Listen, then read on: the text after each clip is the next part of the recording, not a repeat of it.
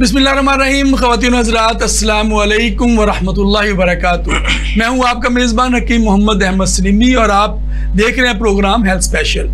और health special आपको पता है कि आपके लिए एक स्पेशल प्रोग्राम लेके आता है हमेशा, और इसमें मुख्तलिफ अमराज पर बात की जाती है। और जो इस वक्त आजकल के दौर में जिन अमराज से ज़्यादा हमें सामना करना पड़ता है उस पर बात करते हैं। और उनका फिर सबसे बड़ी बात हमारे प्रोग्राम की खूबी ये होती है कि हम आपको आपके किचन से अद्वियात बताते हैं कि आप अपने किचन में जो चीज़ें मौजूद हैं, जो किचन की जो अज्जा हैं, जो धनिया है, जो सौंफ है, जो अजवाइन है, जो नमक है, इसको किस तरह अपने इस्तेमाल में लाएं कि आपकी बहुत सारी अमराज आपके किचन से ठीक हो सके। और फिर वो कौन से तरीके अख्तियार करें जिससे आप बीमारियों से बच सकें।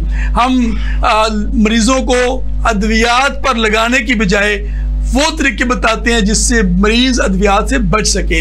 और आज हम जिस मौजू पर बात कर रहे हैं ये भी हमने देखा कि गुज़िश्ता कुछ अरसे में इसके मरीजों की तादाद में भी काफ़ी इजाफा आया हो।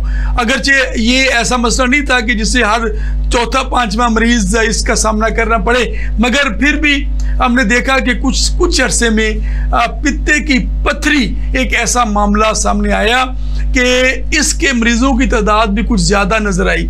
और फिर ज़ाहिर है कि सबसे बड़ी बात इसमें यह है कि जब जदीद मुआलजीन के पास जाते हैं तो वो सबसे पहला इलाज ही ऑपरेशन बताते हैं। कहते हैं जी आपका पित्ते का इलाज तो एक ही है कि इसका ऑपरेशन करवा लिया जाए, और ऑपरेशन में भी पित्ते से पथरियां नहीं निकालनी बल्कि पित्ता ही निकाल देना है। ना रहेगा बांस ना बजेगी बांसुरी। तो ये जो बात है इस, और फिर जब मरीज को पता चलता है कि उसको पित्ते की पथरी हो गई है और फिर जब मुआलज ने ये बता दिया कि इसका तो इलाज ही ऑपरेशन है, तो वो आप खुद सोचें कि जो इस कर्ब से, इस तकलीफ से गुजरे होते हैं वो कितनी परेशानी में मुब्तला हो जाते हैं कि मेरा पित्ता निकल जाएगा। फिर उसके बाद जो मरीज अक्सर सवाल करते नजर आते हैं, वो कहते हैं कि क्या पित्ता निकलने के बाद मैं ठीक रह पाऊंगा? हम मैं जो खाना खुना खाता हूँ, वो जो पित्ते के जो काम है वो फिर वो कौन करेगा, वो कैसे होंगे?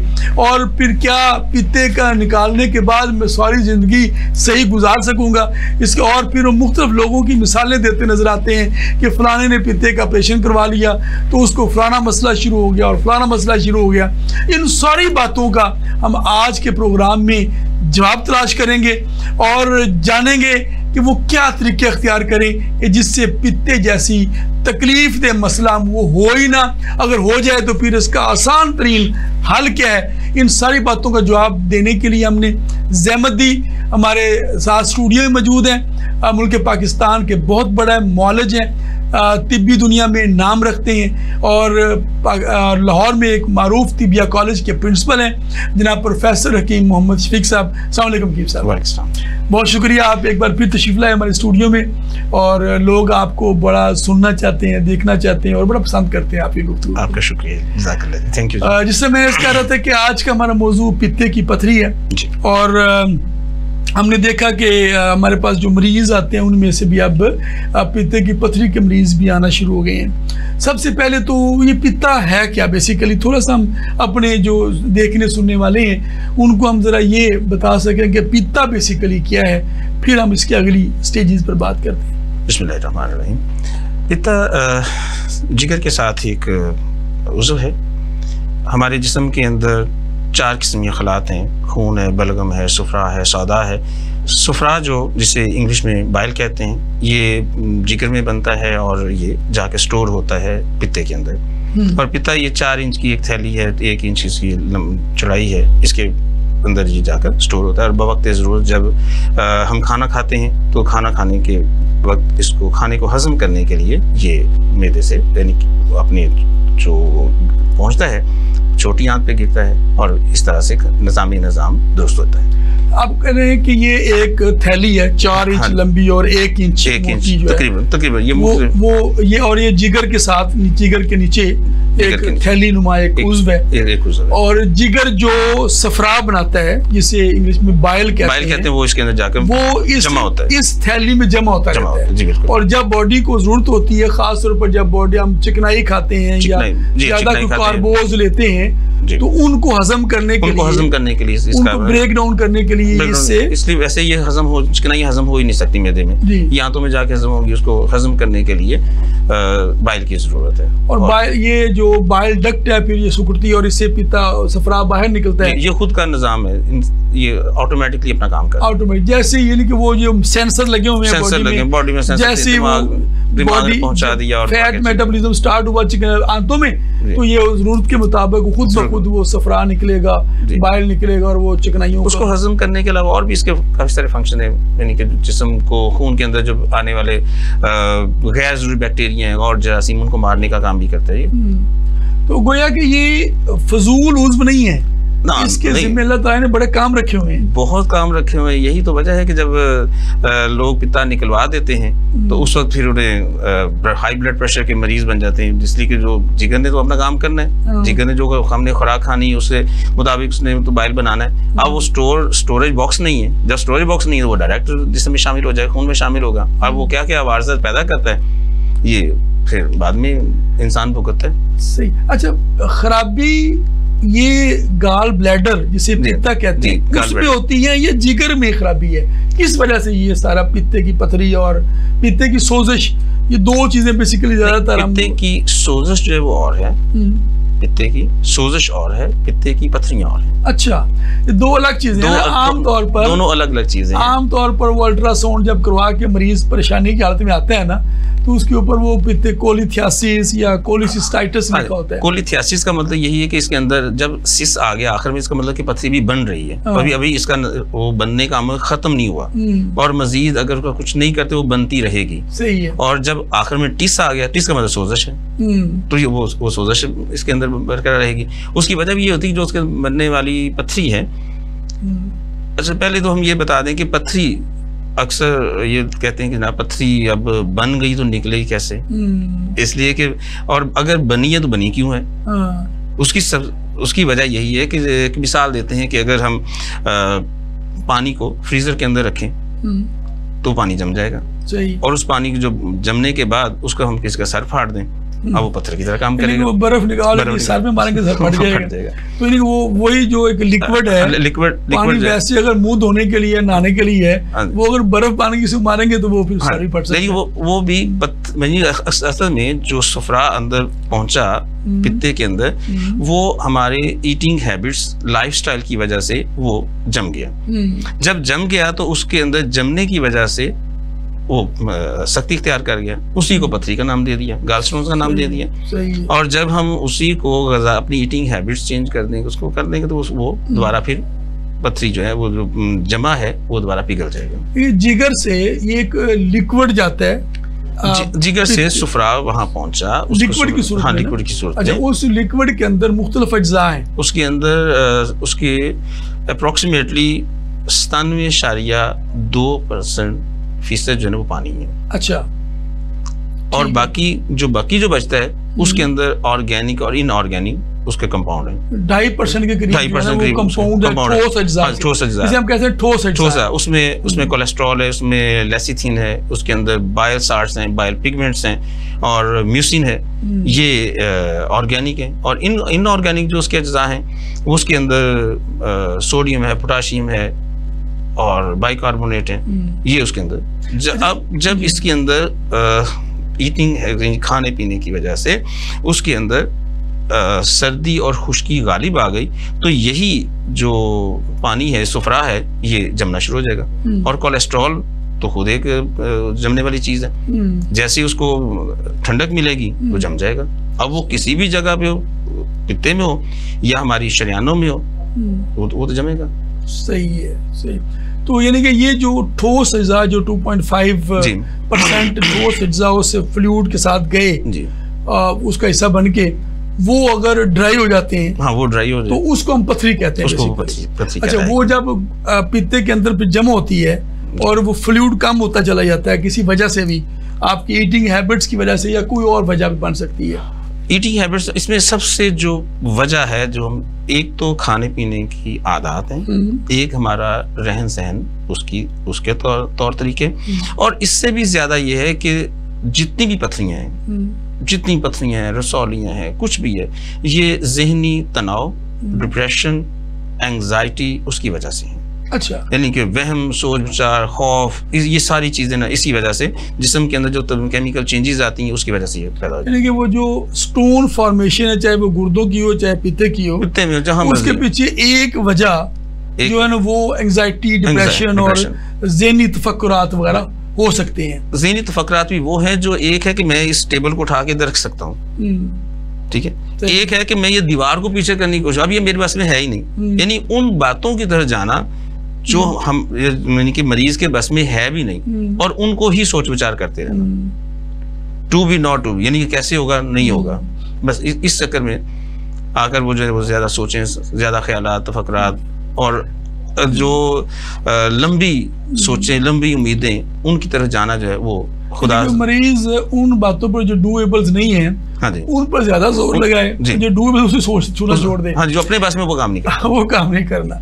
तो आमतौर पर वही काहली सुस्ती हुई ना, फिर ये वो काहली सुस्ती, ये हमने पिछली मरतबा बात की थी, असबाब सित्ता ज़रूरिया, हरकत, सुकून बदनी और हरकत, सुकून नफसानी। इसमें जो नफसानी है ना हरकत, वो ज्यादा ओवर थिंकिंग ज्यादा हो जाती है। जब ओवर थिंकिंग ज्यादा हुई तो निज़ाम खराब हो गया, निज़ाम खराब हो तो अगले काम सारे खराब। हम वापस आते हैं अपने वही जो बात है कि पित्ते की पथरी ये कितने किस्म की हो सकती है, यानी कि आप जो आपने बात की कोलेस्ट्रॉल, बाइल्स, अगर उसके अंदर कोलेस्ट्रॉल की मिक़दार ज्यादा होगी तो कोलेस्ट्रॉल की पथरी कहलाएगी, बायसार्स की पथरी, ये कंपाउंड की पथरी भी कहला सकती है, हो सकती है इसके अंदर, ठीक है।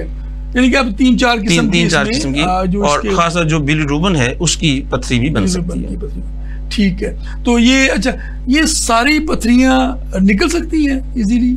सारी पथरियां ऐसी ग़िज़ाएं देंगे जिससे जो अंदर सख्ती इख्तियार हो गई, सर्दी और खुश्की गालिब आ गई, उसके हम मिजाज पे बात करके उस मिजाज के गर्म तर दवाइयाँ देकर, गर्म तर जुशांदा जात देकर, गर्म तर मसाज करवा के हम उन पथरियों को पिघलाने की कोशिश करेंगे और मरीज से कहेंगे आपने जो उससे मिजाज से मुतल्लिका ग़िज़ा है उस पर जब अमल करेगा तो इलाज की बात तो हम आखिर में करते हैं।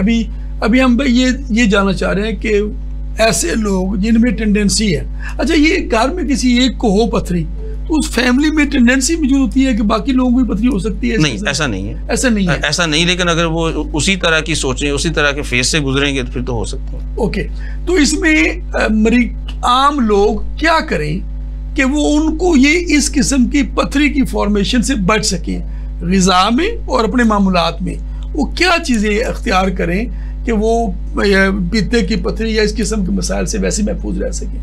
उसकी सबसे बड़ी वजह तो यही माकूल मशहूर जो हमने असबाब सित्ता ज़रूरिया का हमारा जो एक पिलर है तिब का, उसके मुताबिक खाने पीने की जो आदत बिगड़ गई हैं उनको सही रास्ते पे लेकर करें, चिकनाई वाली चीज़ों से परहेज़ करें। इसका मतलब ये नहीं चिकनाई वाली चीज़ें खानी नहीं है, लेकिन जैसे वो हर चीज़ की जो ज़्यादती, excessive of everything is bad, उसके मुताबिक अगर ज़्यादा चीज़ें इस्तेमाल करेंगे, फास्ट फूड, जंक फूड का इस्तेमाल ज़्यादा कर लिया, और इसके साथ साथ उन्होंने अपने सोने और जागने की आदत को ठीक ना किया, तो फिर तो वो नहीं बच सकेंगे। जिन्होंने अपनी एक्सरसाइज ही नहीं की, वर्जिश ही नहीं की, अपने आप को एक्टिव नहीं रखा, सहल पसंदी, सुस्ती, ठीक है। अगर कोई बंदा ऐसा है कि उसके काम काज की वजह से उसने अपने मुलाजिम रखे, इसका मतलब ये हरगिज़ नहीं है कि वो अपना काम काज ही ना करे। अगर नहीं कर सकता जिम ज्वाइन कर ले, जिम ज्वाइन करके अपने आप को एक्टिव करे। अगर एक्टिव करेगा तो वो ये पथरी बनने के चांसेस बहुत कम हो जाएंगे। और अब अगर ऐसे लोग हैं जो कि यानी उस तरह से नहीं है, अपने कामकाज भी कर रहे हैं, लेकिन वो तफक्कुरात और अपनी जो सोचें हैं उनको क्लियर करें, उनको बेहतर करें, अल्लाह ताला की तरफ रुजू ज़्यादा करें अपने मामलात को बेहतर करने के लिए, तो पथरी बनने के चांस कम हो जाएंगे। सही है। अच्छा, इसमें अब जो कौन किस किस्म की ग़िज़ाएं हैं कि वो ख़ास तौर पर ना खाएं और किस किस्म की ग़िज़ाएं ज़्यादा इस्तेमाल करें? यानी जिसमें कोलेस्ट्रॉल ज़्यादा है, चिकनाई ज़्यादा है, बड़ा गोश्त और चर्बी वाले जैसे दुम्बा कढ़ाई है, फलां इस तरह की जो कढ़ाई है, इसमें वो बहुत ज़्यादा, एक महीने में कोई एक आध बार खा लेना उसमें मज़ायका नहीं है, लेकिन अब उसको आदत बना लेना उसकी वजह से ये नुकसान होगा। अच्छा, एक आप बात, हम ऑफ द कैमरा हम आपस में बात कर रहे थे, तो आप एक बात कही आपने कि डाइटिंग करने वाले लोग और जो तेज़ी से वज़न कम करने के शौकीन लोग हैं, जी, वो पित्ते की पथरी का शिकार हो सकते हैं, बहुत जल्दी शिकार होंगे। क्या इसलिए कि उन्होंने अपनी ग़िज़ा में से जो ज़रूरी चिकनाई थी वो भी निकाल दी। उन्होंने इस हद तक इंतहाई हद तक अग्रेसिव हो गया, अपना सोचा नहीं मैंने एक हफ्ते में इतना वजन कम करना ही करना है। तो जब उन्होंने ऐसी चीज़ें इस्तेमाल करना शुरू की, बाकी जो जिस्म की जो ज़रूरत है वो भी इस्तेमाल ना की, तो उससे नुकसान होगा और पित्ते में जो पड़ा हुआ जो सुफरा है वो वहीं पे सख्ती इख्तियार कर जाएगा। इसलिए कि उसको हजम करने के लिए जब सेंसर दिमाग तक पहुंचा ही नहीं, चिकनाई गई नहीं, तो वो वहां से बाहर कैसे निकलेगा।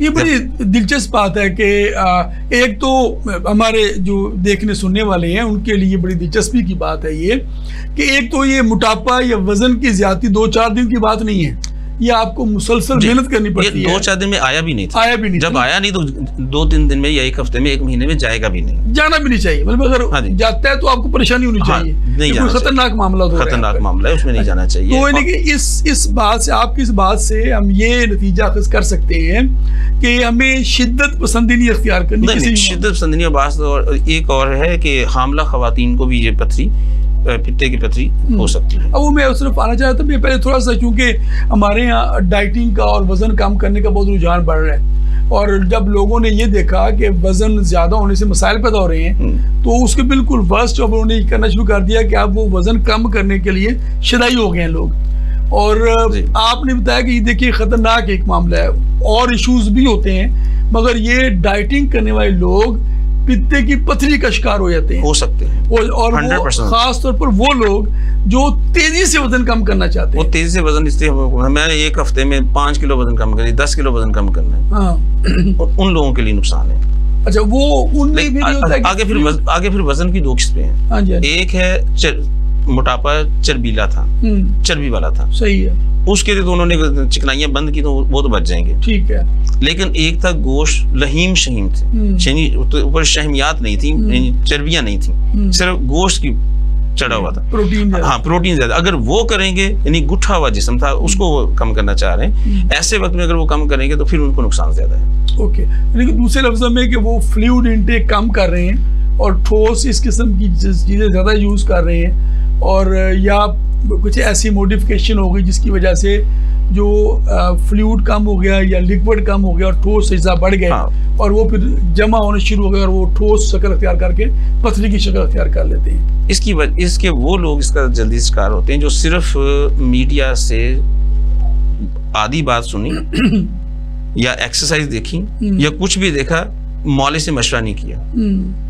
यानी कि मौले से मशवरा जरूरी है।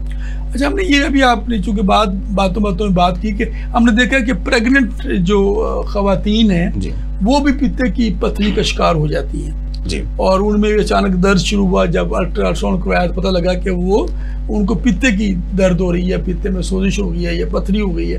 तो वो क्या वजूहत होती हैं उसकी वजह? उसकी वजह भी यही है कि जब प्रेगनेंसी होती है तो बच्चे की ग्रोथ के साथ साथ आंतों पे जो बोझ आता है, इसलिए कि ग्रोथ ऊपर को बढ़ेगी। जब ऊपर को बढ़ेगी तो ऊपर वाले जो आज़ा है, मैदा जो है वो प्रेस होगा, उस पर प्रेशर आएगा, और उसके प्रेशर आने की वजह से मैदे का हजम तो कम नहीं होगा, लेकिन दबने की वजह से खुराक जो है वो थोड़ी थोड़ी खानी पड़ेगी। और ऐसे वक्त में मुख्तलिफ खवातीन में मुख्तलिफ चीज़ों के खाने के रुझानात बढ़ जाते हैं। जो जिन्होंने कच्चे चावल खाने शुरू कर दिया, कुछ और मट्टी या इस तरह की चीजें, और अगर ऐसा ना भी हो तो फिर भी खाने पीने में उन्होंने बदएहतियाती सिर्फ इतनी, हालांकि वो बदएहतियाती करनी नहीं, लेकिन उस हालत में उनसे उस तरह से खाया नहीं जा रहा जो जिस्म की जरूरत थी। सही है। तो इस वजह से उन्हें दूध से स्मेल आना शुरू हो गई, जो जरूरी था, लेकिन वो चीज कम हो गई। इस तरह से मुख्तलिफ चीज़ों की खाने में कमी की वजह से भी हामला खवातीन को। अच्छा, यहाँ पे लेना एक वक्फा और हम ये बात को इसी से आगे बढ़ाएंगे। नाज़रीन, हम यहाँ पे एक वक्फा लेते हैं और वक्फे के बाद हम बात करेंगे हकीम साहब से कि ये जो हामला खवातीन हैं इनको पथरी हो जाती है वो क्या करें, और जो डाइटिंग के शौकीन लोग हैं जिनका वज़न तेज़ी से कम करना चाहते हैं उनको अगर पथरी का मामला हो गया वो क्या करें, और पथरी अगर हो गई तो इसका इलाज क्या ऑपरेशन के बगैर मुमकिन। हमारे साथ रहिएगा। यहाँ लेते हैं एक वक्फा, वक्फे के बाद हम बात को यहीं से जारी रखेंगे। वेलकम बैक की नाज़रीन, आप देख रहे हैं प्रोग्राम हेल्थ स्पेशल और मैं हूं आपका मेज़बान हकीम मोहम्मद अहमद सलीमी। आज हम बात कर रहे हैं पित्ते के मसाइल के हवाले से। पित्ते की पथरी, पित्ते की सोजिश ये क्यों होती है, इसकी मरीजों में की तादाद में इजाफा क्यों हो रहा है। अभी वक्फे से पहले हम बात कर रहे थे कि हामला ख़वातीन भी पित्ते की पथरी का शिकार हो जाती हैं। अच्छा, इसमें हकीम साहब एक और बात भी है जो एक एलिमेंट शायद हम पहले नहीं डिस्कस कर सके कि हामला ख़वातीन की ग़िज़ा आमतौर पर कहते हैं कि पहले वो एक बंदे की ग़िज़ा ले रही थी, तो अब चूंकि प्रेगनेंसी और एक और उसके जिस्म के अंदर एक बच्चा पल रहा है तो उसकी ग़िज़ा डबल हो जाती है। और इस चक्कर में बहुत जगहों पे ऐसा हुआ कि उसकी चिकनाई से भरपूर ग़िज़ाएँ इस्तेमाल करवानी शुरू, हलवे और मांडे इस तरह की चीज़ें बनाकर देनी शुरू कर दी जाती हैं। तो वो भी कोई सबब बनती है, ऐसी चीज़ से इस्तेमाल कराना भी इसका सबब होता है। ये तो बहुत ज़रूरी है कि ग़िज़ा के मतवाज़न ग़िज़ा हो, मतवाज़न ग़िज़ा हो, ये बहुत ज़रूरी है। लेकिन जब उसके अंदर उन्होंने बहुत ज़्यादा ज़्यादती कर दी तो उसका नुकसान तो भुगतना पड़ेगा। जैसे जिस्म के अंदर उसने अपना जिगर ने मेदे ने अपना काम करना है एक तरतीब के साथ। अब अभी पहली ग़िज़ा हज़म नहीं हुई और उसके ऊपर फिर दोबारा ज़ूद हज़म ग़िज़ा की बजाय देर हज़म और सकील जो भारी किस्म की ग़िज़ा है वो दे दी गई, तो उसको हजम करने के लिए तो जिस्म उसका मुतहम्मल नहीं है। तो जब ऐसा होगा तो फिर वो कोलेस्ट्रॉल की पथरी बनने के चांसेस ज्यादा हैं। आम लफ्ज़ों में कह सकते हैं कि जी हाजमा अगर आपने खराब कर लिया तो इस किस्म के मसाइल आप समझिए कि उससे किनारे पे बैठे हुए हैं आप। हाँ, फिर तो किनारे पे हैं। अच्छा, इसमें हकीम साहब ये जो वो कौन सी अलामात हैं कि वो जाहिर हों तो आपका शक या यकीन इस तरफ जाए कि ये पित्ते की पथरी का ही मसला हो सकता है? कौन कौन सी अलामात हो सकती हैं? मेरा जो अपना तजुर्बा है, आंख के अंदर ब्लैक स्पॉट्स के साथ साथ ब्राउनिश स्पॉट्स महसूस होना शुरू हो जाएंगे। अच्छा, वैसे तो हम कहते हैं ना कि आंख के अंदर वो धागे नुमा डोरे नजर आते हैं, लेकिन वो वहां पर स्पॉट से नजर आएंगे बहुत बारीक से। एक तो आंखों से वो है, दूसरा अगर हम ये तो आम मॉलिजिन के लिए, लेकिन आम तौर पर मरीज की हालत ये होती है कि उसको खाना खाया और उसको तेजाबियत शुरू होगी, मतली होनी शुरू हो गई। वो एक ये जगह है, एक चीज है। दूसरी इसी तरह से दाईं तरफ पसली के नीचे उसको दर्द शुरू होगी और दर्द जो है वो बहुत टीसनुमा दर्द होगी। ऐसा होगा जैसे सुई चुभे तो तब दर्द होती है। और दाईं साइड का जो कंधा है इसके ऊपर एक जैसे कमीज का वजन जो है वो भी उसे बर्दाश्त नहीं होगा। ख़वातीन अगर दुपट्टा रखा हो, दुपट्टे का वजन भी बर्दाश्त नहीं होगा। ये उसकी अलामतें हैं। और इसी तरह से मैदे के मुंह पर भी उसे स्वेलिंग होगी। अक्सर मरीज तो ये समझते हैं कि वो पित्ते की पथरी को की तरफ ध्यान ही नहीं जाता, वो मैदे की ही दवाइयाँ, जिसे हम अपनी तिब्बी ज़बान में वजरफात कहते हैं, मैदे के मुंह की सोजिश कह देते हैं, तो वो उसको महसूस होगी। और इसी चीज का वो इलाज करते करते अचानक जब दर्द बहुत शदीद हो जाएगी तब पता चलेगा शायद जिगर में दर्द है। और इसी चीज को लेकर जब वो जाएंगे अल्ट्रासाउंड करवाने के लिए तो फिर नजर आएगा यहाँ पर पथरी है। और पथरियां भी एक नहीं है, मल्टीपल है, ज्यादा है। आमतौर पर यही देखा गया कि वो ज्यादा हो गया, मल्टीपल स्टोन्स इसमें। ठीक है। अच्छा, इसमें एक जो आमतौर पर बताया जाता है या देखा गया है कि एक तो दाएं तरफ पसलियों के नीचे, दाईं तरफ जिगर के थोड़ा सा नीचे जो दर्द होती है। अच्छा, जब ये फ्रंट पे दर्द और सेम दर्द आपको पीछे भी महसूस हो और ये दर्द फिर आपके कंधों में भी आए, कंधों में, तो आप समझे कि ये पित्ते की पथरी के चांस हो सकते हैं। पित्ते की पथरी या सोजिश दोनों में से जी। उसकी वजह से ये दर्द हो रही है आपकी। और ये हो सकती है 11वीं पसली, यानी नीचे से हम गिनना शुरू करें तो ये 9वीं पसली से लेकर आगे ऊपर 6ठी पसली तक इसकी दर्द जा सकती है। यानी कि बिल्कुल फ्रंट पे दर्द होगी, इसके बिल्कुल पीछे दर्द होगी और आपके ऊपर कंधे के बैक साइड पे आपके नहीं, कंधे के ऊपर हाँ। तो यहाँ पे दर्द होगी तो उसको आप कह सकते हैं कि ये पित्ते की तकलीफ हो सकती है। तो रूल आउट करने के लिए इसको अल्ट्रासाउंड करवा लिया जाए ताकि क्लियर हो जाए कि ये पित्ते की पथरी या सोजिश है, जो भी पित्ते का मसला है खुदा ना खास्ता, तो उसके इलाज की तरफ, पर्टिकुलर इलाज की तरफ बढ़ा जाए। ठीक है, ये तो इसकी अलामात हो गई सब। अब ये है कि अगर आमतौर पर जो सबसे ज़्यादा फियर होता है बहुत ज़्यादा खौफ में, और आपने कहा कि खौफ, एंग्जाइटी, डर, और डिप्रेशन, टेंशन, ये भी पित्ते की पथरी का एक असबाब में शामिल है। तो वो कहते हैं ना कि वो एक शेर भी आप बताया करते हैं ना कि वो सर दर्द के वास्ते संदल को घिसना घिसाना भी तो खुद सर दर्द है। तो ये अच्छा, ये अब उनकी उन वजूहात की बिना पर पित्ते की पथरी तो हो गई। अब जब मौलज के पास गया, जदीद मौलज के पास, वो कहते हैं इसका ऑपरेशन होगा। ये सुनने के बाद जो टेंशन होती है वो और खतरनाक सूरत अख्तियार कर जाती है कि वो कहते हैं मेरा पित्ता निकल जाएगा जी। वो कहते हैं आग पित्ता निकालना पड़ेगा। पित्ता निकालना पड़ेगा। अच्छा, पहले तो ये है कि हम मरीज क्या करे। पहले तो हमने इसे कोशिश की, बताया कि ये तरीके अख्तियार करें, ग़िज़ा की मॉडिफिकेशन करें, लाइफस्टाइल ठीक करें और मुतवाज़न ग़िज़ा का इस्तेमाल करें, वर्जिश का करें, नींद पूरी करें। ये सारी चीज़ें तो कर ली उसने, फिर भी पित्ते की पथरी से हो गई, अल्लाह ताला की तरफ से आजमाइश आ गई उस पर। तो फिर वो क्या करे कि पित्ते की दर्द और ये पथरी से निजात हासिल कर सके। पहली बात तो ये है कि वाइजा मरज तो फाहुवा यशफीन, जब मैं बीमार होता हूँ तो अल्लाह शिफा देते। इसका मतलब बीमार होना ये मेरे मामलात की खराबी की वजह से, मेरे उस ट्रैक पे ना चलने की वजह से, जो एक मतवाजन ग़िज़ा, मतवाजन लाइफस्टाइल को गुजारने के लिए बनाया गया था, उस पर नहीं चले। अब जब मरीज बन गए तो उसका आसान सा हल यही है कि वापस लौट आए, अपने खाने पीने की आदत को तब्दील करें, एतदाल पर ले आएं। और जब पित्ते की पथरी बन गई है तो उसका इलाज जो है वो आसान है और बहुत आसान है। क्या है उसका? अद्वियात से है। और दूसरा, हम एक बड़ी सादा सी चंद चीजें हैं वो इस्तेमाल करें। इसमें जैतून के तेल का बड़ा जिक्र किया जाता है। जैतून का तेल, और एक तरफ हम ये कहते हैं कि कोलेस्ट्रोल की पथरी बन गई है, कोलेस्ट्रोल ही जम गया और पथरी की शक्ल तैयार कर गया, या बाइल साल्ट्स वगैरह। वो आमतौर पर वो जो चिकनाई आई है बाइल के साथ, वही पथरी का बायस बनी है। फिर हम इलाज भी कोलेस्ट्रोल, जैतून का तेल बता रहे हैं। लेकिन जैतून का तेल खुद कोलेस्ट्रॉल नहीं है ना। अच्छा, यानी हमने हैवानी चर्बियों, हैवानी ग़िज़ाओं, यानी कि जो जानवरों से हम ग़िज़ाएं ले रहे हैं, हमने उसको बना किया कि उसको बंद कर दें और नबाताती जो दरख्तों से हासिल होने वाली आप उस तरफ आ जाएं। इसलिए जैतून का तेल और दूसरा 1 चम्मच जैतून का तेल, 1 चम्मच नींबू का रस, ये निकाल कर आप उसको मिक्स करके वो रोजाना सुबह और शाम दो टाइम उसको पिए। और बैरूनी तौर पर कैस्ट्रॉयल जो है ये भी हमारा नबाताती है, इसे रोगन एरिंड कहते हैं, कैस्ट्रॉयल कहते हैं। और कैस्ट्रॉयल 100 मिलीलीटर लेकर 100 ग्राम, उसके अंदर 5 से 7 ग्राम जो है मिलीग्राम, 5 से 7 मिलीग्राम सत पुदीना शामिल करेंगे।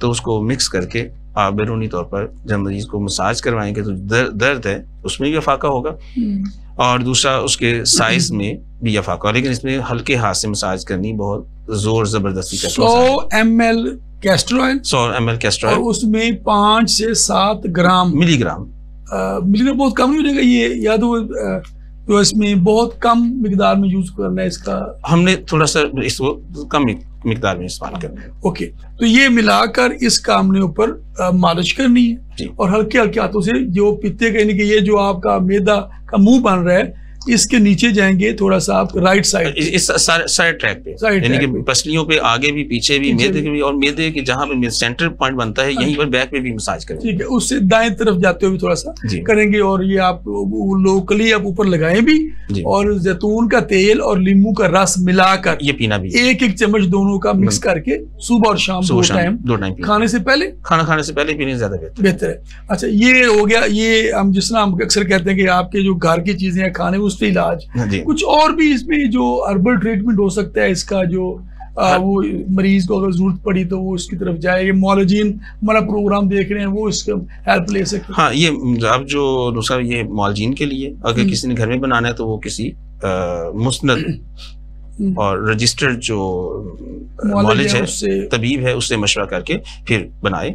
इसमें रेमन चीनी हमारी एक दवाई है, रेमन चीनी, ये 100 ग्राम, और अदरक, सूखा अदरक जिसे सुंठ बोलते हैं, जंजीबील भी, ये भी 100 ग्राम। इसके बाद हल्दी 100 ग्राम और मीठा सोडा 100 ग्राम, इस सब को मिक्स करके बहुत फाइन किस्म का पाउडर बना के, बारीक तरीन उसको बारीक करके पाउडर बना के, इसका 500 मिलीग्राम कैप्सूल भर लें, या वैसे 500 00 के या 00 कैप्सूल जो वो इस्तेमाल कर सकते हैं। और एक ही कैप्सूल, दो कैप्सूल, ये मर्ज की शिद्दत के हिसाब से। 4 चीजें आपने बताई। जी हाँ, 4 चीजें बनाई। रेवन चीनी, सोन, हल्दी और मीठा सोडा, ये 4 चीज बराबर वजन लेकर इसको मिक्स करके ग्राइंड करके बारीक पाउडर कर ले, बिल्कुल मिसले गुबार मिसले गुबार कहते हैं, यानी कि जो धूल बन के उठता है, इसे कहते हैं वो गुबार। तो वो उतना बारीक कर लें और उसके कैप्सूल भर लें, या वैसे भी खाया जाएगा। कुछ चौथा हिस्सा पाउडर जो है ना वो सुबह शाम अगर शिद्दत ज्यादा 3 टाइम भी इस्तेमाल कर सकते हैं।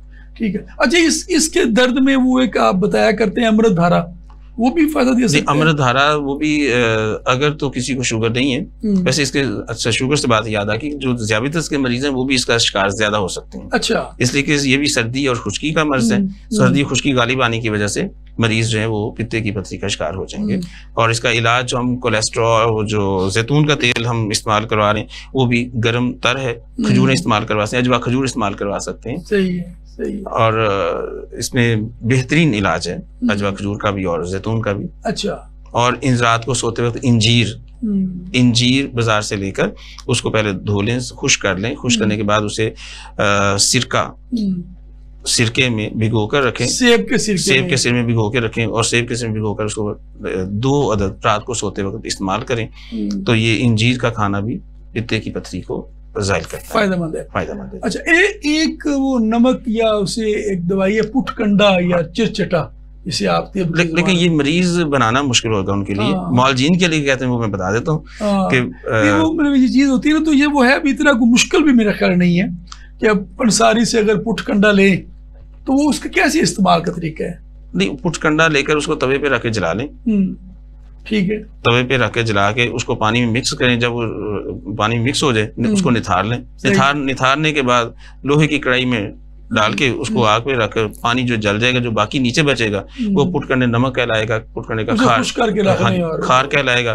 वो भी तकरीबन कोई 500 मिलीग्राम, वो भी मिलीग्राम में 500 मिलीग्राम का जो कैप्सूल भर के 500 मिलीग्राम की दवाई उसको सुबह दोपहर शाम 3 टाइम दे दें, उससे भी ये पित्ते की पथरी जाहिर हो जाएगी। अच्छा, यानी कि वो जो बेसिकली आपने एक टर्म यूज की है सर्दी और खुश्की जी, तिब आमतौर पर इस बात करती है जब सर्दी खुश्की ज्यादा होती है, सुदाबियत बढ़ती है और वो जो इंजमाद का सबब बनती है जी, जमने का सबब बनती है, और वो फिर मुख्तलिफ किस्म के बीमारियों का सबब होती है। तो पथरी की फॉर्मेशन की एक बुनियादी रीजन तिब्बी लिहाज से सर्दी और खुश्की इसमें गालिब आएगी, उसकी वजह से पथरी बनने की चांस बनेंगे। इसलिए कि फ्रिज के अंदर भी तो हम वो पानी को सर्दी मिली जी जी जी, और सर्दी इस हद तक मिल गई वो मुंजमद हो गया। तो उसको फिर आपने गर्मी तरी पहुंचाई और वो लिक्विड बन गया और वो फिर निकल गया, बॉडी में निकलने का इम्कान इसलिए मौजूद होते हैं।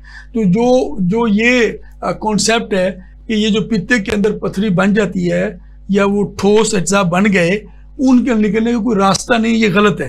नहीं, रास्ता इस तरह से है कि वो पिघलेगी तो पानी बनेगा, पानी निकलेगा। हाँ, वैसे तो वहां से पथरी नहीं निकलेगी ना। अच्छा, तो इसमें कहते हैं कि अगर ये एज इट इज निकलने की कोशिश करते हैं, कोई दवाई देते हैं या वो निकलने लगती, तो वो बाइल डक्ट के अंदर फंस सकती है और वो शदीद कॉलिक का बायस बनेगी, दर्द का बायस बनेगी। हम जो मसाज करवा रहे हैं वो इसीलिए करवा रहे हैं ताकि वहां पे फ्लेक्सिबिलिटी रहे।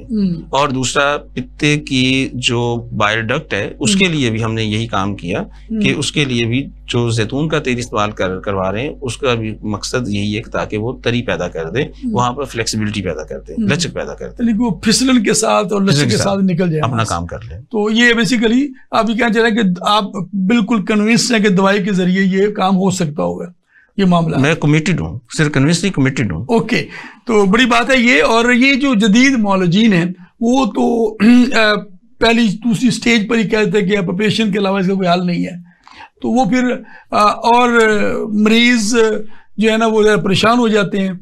अच्छा, फर्ज किया मैं एक स्टेज पे आपने दवाई दी और मरीज नहीं उससे फाका हुआ दवाई के साथ, मरीज शदीद तकलीफ में है, और अब ये कि वो पित्ते की पथरी की वजह से सोजिश भी हो गई है, और सोजिश ये सूरत अख्तियार कर गई है कि वो आमतौर पर एक टर्म यूज होती है कि पित्ता फट सकता है।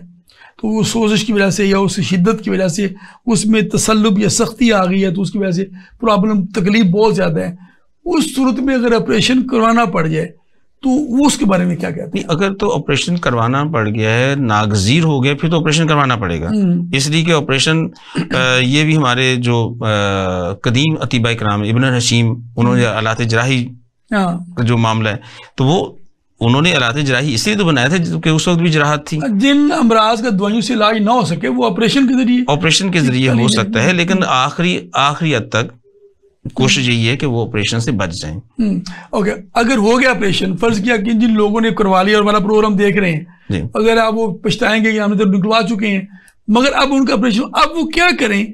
अपनी ग़िज़ाओं में वो कैसी मॉडिफिकेशन करें कि अब पिता नहीं है उनके और वो जिंदगी सही गुजार सके? जिनका पिता नहीं है वो अपने निज़ाम में अपनी ग़िज़ाओं में निज़ामी निज़ाम को बेहतर करें, अपनी ग़िज़ाओं के अंदर उन चिकनाई वाली चीज़ों को लें ज़रूर, लेकिन निस्बतन दूसरे लोगों से कम ले लें, ताकि वो जो सुफरा बनना है वो तो बनना ही है, लेकिन आगे उसकी कंजम्पशन उस तरह से नहीं होनी, तो इसलिए वो हमारी जो आंतें हैं उसको नुकसान करेंगे। सही है, लेकिन सर्दी खुश्की ब्लड प्रेशर, उससे ब्लड प्रेशर हाई रहेगा। ब्लड प्रेशर हाई से बचने के लिए अपनी ग़िज़ा के अंदर सौंफ, पुदीना, अजवाइन, उसकी चटनी बना के इस्तेमाल करें, लहसुन की चटनी इस्तेमाल करें, और उस तरह से सौंफ, पुदीना, अजवाइन इसका कहवा बना के इस्तेमाल कर लें, खुश्क धनिया उसका कहवा इस्तेमाल कर लें, ज़ीरे का कहवा इस्तेमाल कर लें, और जो गर्म पानी उसके अंदर नींबू रस मिलाकर वो इस्तेमाल करें। अच्छा, आप कहवे बता रहे हैं, हमने 2-3 कहवे जल्दी बता दी आपने, सौंफ, पुदीना और अजवाइन। सौंफ, पुदीना, अजवाइन, ये एक कहवा है, और उसमें छोटी इलायची भी शामिल कर सकते हैं। जिनका पित्ता निकल चुका उनके लिए ये लाज़मी है, वो अपनी जब वो चाय पीते हैं उसकी बजाय अगर ये कहवा पीना शुरू कर दें तो एक तो ये है कि उनका जो है निज़ाम हज़म ठीक रहेगा, और जो पित्ते वाला काम है वो हम इस कहवे के जरिए ले सकते हैं। चिकनाइयों का ब्रेक डाउन और हजम वगैरह के मामलात आसान हो सकते हैं। उन लोगों को ये चाहिए कि वो चाय भी स्किम्ड मिल्क, यानी कि कम चिकनाई वाला जो दूध है उसकी लें। चिकनाई अपनी ग़िज़ा से कम से कम कर दें, और वो दूध या दही कहते हैं तो वो जरा स्किम्ड जो दही यूज करें, या बगैर बलाई के दही और बगैर बलाई के दूध इस्तेमाल करें। और एक्सरसाइज बहुत जरूरी है उनके लिए, एक्सरसाइज बहुत जरूरी है। ठीक है, जो निकलवा चुके हैं। ठीक, एक आप और बता रहे थे कि आप सौंफ, पुदीना, अजवाइन और जीरा भी मिला सकते हैं। जीरा मिला सकते हैं, वो भी आप जरूरत के मुताबिक वजन कम करने को शौकीन लोग जीरा थोड़ा सा ज्यादा शामिल कर लें, इलायची। तो ये 2-3 किस्म के कहवे हो गए हैं, सौंफ, पुदीना, अजवाइन, ये बुनियादी अज्जा हैं, ये बुनियादी 3, और इसमें इलायची भी शामिल कर सकते हैं, जीरा भी शामिल कर सकते हैं। तो वो ऐसे जायके के मुताबिक आप इसके, और इसी के अंदर अदरक भी शामिल कर सकते हैं। अगर उनको कब्ज ज्यादा होती है फिर सना मक्की के चंद पत्तियां वो भी शामिल कर सकते हैं। तो ये जरूरत के मुताबिक मॉडिफिकेशन इसकी करके ये कहवा अपने इस्तेमाल में लाएं। तो जिन लोगों का पित्ते का ऑपरेशन हो चुका है, पथरी निकल चुकी है, वो ये कहवा इस्तेमाल किया करें। तो जो पित्ते ना होने की वजह से जो सेहत के मसाइल पैदा हो रहे हैं उससे वो बचे रहेंगे इस तरह। ठीक है, और उनका हजम ठीक रहेगा। सबसे बेहतर मसला तो बेहतर डिमांड ऑफ द डे जो जिस्म की है, सल्तनत बदन को बेहतर करने के लिए वो तो निज़ाम है, यानी जो इनटेक है वो बेहतर करेंगे तो आगे उसकी कंजम्पशन बेहतर होगी। ओके, अच्छा, ये कहवा जो है, ये जो हम सौंफ, पुदीना और अजवाइन और इलायची, ये जो कहवा है, ये जिनका प्रेशर नहीं वो भी इस्तेमाल करें। वो भी इस किस्म की टेंडेंसी या गैस या अफारा या बदहजमी फील करते हैं, उनको वो भी इस्तेमाल में रखें ताकि वो इस किस्म मसाइल से वैसे बच सके। जिनकी पथरी है वो साथ में दारचीनी शामिल करेंगे, इसी कहवे में दारचीनी शामिल करेंगे, और छोटी इलायची कम कर देंगे, जहाँ पे 3 इस्तेमाल करनी वहाँ पे 1 इस्तेमाल करेंगे। बहुत शुक्रिया कि साहब, जज़ाकल्लाह, बहुत अच्छी मालूमात का इजाफा हुआ, और यकीनन नाजरीन ने मैं शुक्रगुजार हूँ आपका, आपने मौका दिया। जज़ाकल्लाह। ख़वातीन-हज़रात, आप देख रहे थे प्रोग्राम हेल्थ स्पेशल, और हमने आज बात की पित्ते की पथरी पर, और बुनियादी तौर पर पित्ते की पथरी बनने के जो असबाब हैं वो चिकनाई का ज़्यादा इस्तेमाल, कार्बोहाइड्रेट्स का ज़्यादा इस्तेमाल, और जो बाज़ारी खाने हैं इनका जब से ज़्यादा इस्तेमाल बढ़ा है और वर्जिश कम हुई है और तफक्कुरात, परेशानियाँ, खौफ, डर ये हमारी ज़िंदगी में ज़्यादा पैदा हो गया है, तो उसकी वजह से पित्ते की पथरी जैसे मसाइल ने भी सर उठाया और बहुत तेज़ी से इजाफा हुआ है। जब ये खुदा ना खासा मसला हो जाए तो इन चीज़ों पर बुनियादी नज़र रखें, अपना लाइफस्टाइल ठीक करें, ग़िज़ा को मुतवाज़न रखें, चिकनाई का एक हद तक इस्तेमाल करें और जितने भी ग़िज़ा मुतवाज़न ग़िज़ा के अज्जा हैं उनको मामूल के मुताबिक प्रोटीन का इस्तेमाल भी करें, चिकनाई का इस्तेमाल भी करें, पानी का इस्तेमाल भी करें, वाइटामिन मिनरल्स का इस्तेमाल भी करें, मगर एतदाल के साथ कोई भी चीज़ ज़्यादा या बहुत कम ना हो जाए। और शिद्दत पसंदी किसी भी सूरत में किसी भी मामले में ठीक नहीं होती है। अगर किसी का वज़न बढ़ गया है तो आप वो ये ना करें कि फौरी तौर पर वज़न कम करने की कोशिश करें। अगर आप तेज़ी से वज़न कम करने की कोशिश करते हैं तो फिर आप पित्ते की पथरी जैसे मसाइल का सामना करना पड़ सकता है। और अगर खुदा ना खास्ता हो जाए तो आपका पहला हल दवाइयों में अल्लाह ताला ने रखा है कि आप इन नेचुरल मेडिसिन के साथ इसका इलाज करें। और जिस तरह हकीम साहब ने बताया कि जैतून का तेल और नींबू का पानी ये कॉमनली ये तकरीबन सारे मौलजीन इस दवाई पर, इस जो टिप है इस पर मुत्तफिक हैं, वो चाहे तिब्बी मौलजीन हो चाहे होम्योपैथिक हो दूसरे तरीका इलाज के लोग हों, वो इस एक टिप पर बड़े मुत्तफिक हैं। इसके अलावा जो सबसे खूबसूरत बात है वो कहवा का जो इस्तेमाल बताया है वो अपने मामूल बनाएं और आप आम जिंदगी में भी उसका इस्तेमाल रखें। चाय और इस किस्म के मशरूबात को छोड़कर हर्बल टी की तरफ आ जाएं तो आप इस जैसे मसाइल से बच सकते हैं। अपना बहुत ख्याल रखिए। इंशाल्लाह हम अगले प्रोग्राम में किसी और टॉपिक पर आपसे बात करने के लिए हाजिर होंगे। पाकिस्तान जिंदाबाद। Thank you very much.